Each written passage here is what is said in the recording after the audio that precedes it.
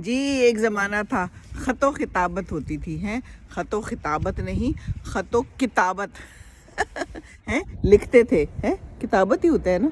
अच्छा जी, तो क्या होता था उसमें? ख़त भेज देते थे लिफाफे में और साथ में कोई फूल शूल भी डाल देते थे और जिसको मिलता था वो भी खुश हो जाता था, जो भेजता था वो भी खुश हो जाता था। फिर पूछा जाता था ख़त मिला कि नहीं, डाकिया आया कि नहीं, डाकिए का टाइम क्या है वो भी मालूम होता था।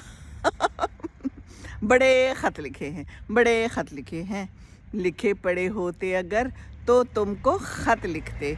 और क्या है? लिख दीजिए एक प्यार की अर्ज़ी मेरे नाम। अब तो जनाब ये व्हाट्सएप आ गया है, नकली फूल हैं, कोई असली फूल भी नहीं है और 2 लम्हे का मैसेज लिख के बड़ा मज़ा आ जाता है, हैं? भेजने वाले को भी और रिसीव करने वाले को भी। जनाब अपना काम तमाम हो गया है, तो इसीलिए तो फिर ये मोहब्बतें भी ऐसे ही रह गई हैं ना। फटाफट वाली हैं, ना असली फूल, ना असली ख़त, ना असली जज्बात, ना असली एहसासात। चलें जी, ये तरक्की है कि तनज़्ज़ुली है, ये ज़रा सोचें हैं जी, सोचिएगा ज़रूर, बाकी और कुछ ना सोचिएगा।